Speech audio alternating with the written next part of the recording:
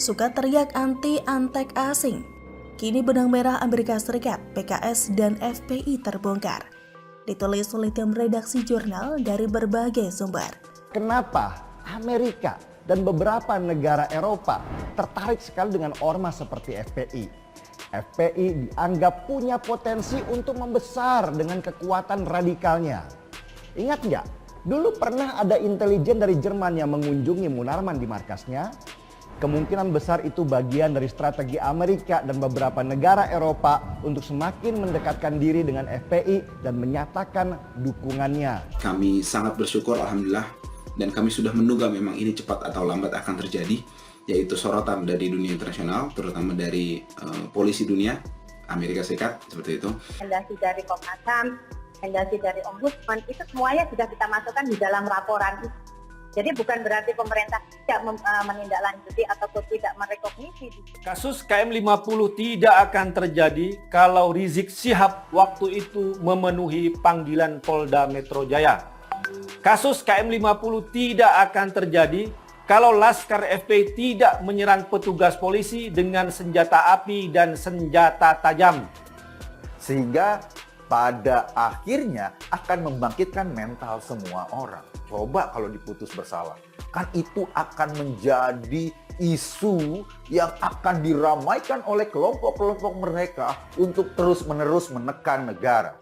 Pegiat media sosial Eko Kuntadi kembali menyentil insiden 6 anggota Laskar FPI yang beberapa waktu lalu disorot media asing Amerika Serikat.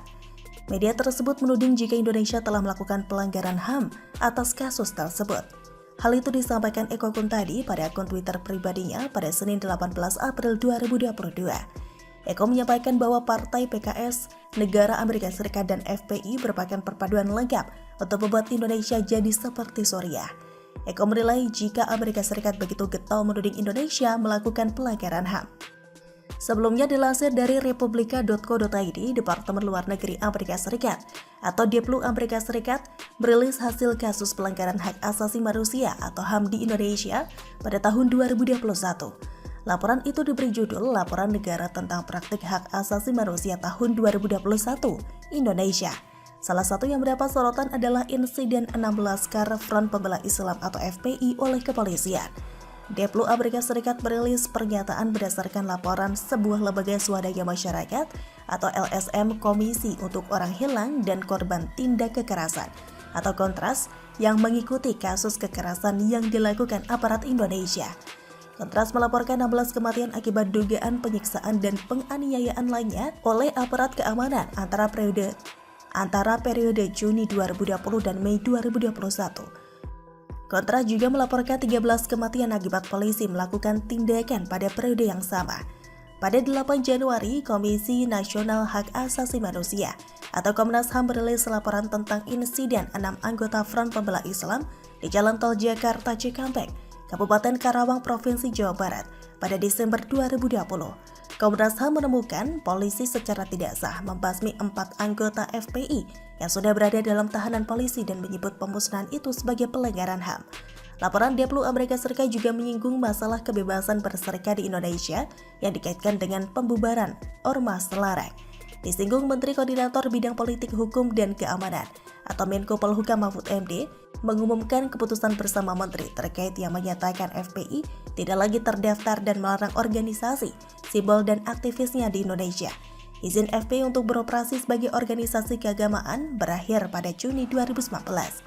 Di samping itu, kuasa hukum keluarga 6 anggota Laskar FPI mengatakan, menurut laporan Diplu Amerika Serikat tersebut memperlihatkan bahwa paradigma pola politik internasional terhadap Islam sudah berubah.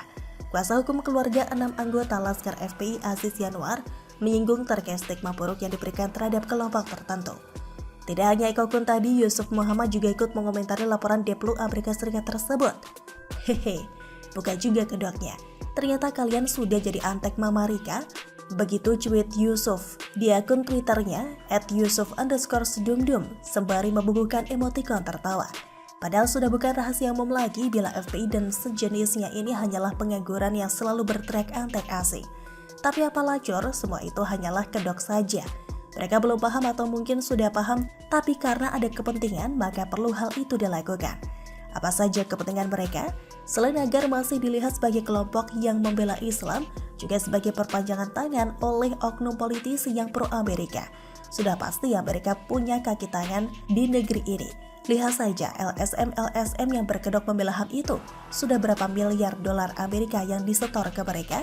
Sangat mungkin bila Amerika memanfaatkan kaum sumbu pendek untuk meraih tujuan mereka di negara sebesar dan sekaya Indonesia ini. Jadi FPI dan sebangsanya itu adalah permintaan dari oknum politisi. Si oknum politisi mungkin dapat transferan dolar dari Amerika, lalu melakukan tugasnya itu. Nah, di bawah politisi ini ada FPI dan gerombolannya. Lumayan kan? Bagaimana kalau menurut Anda?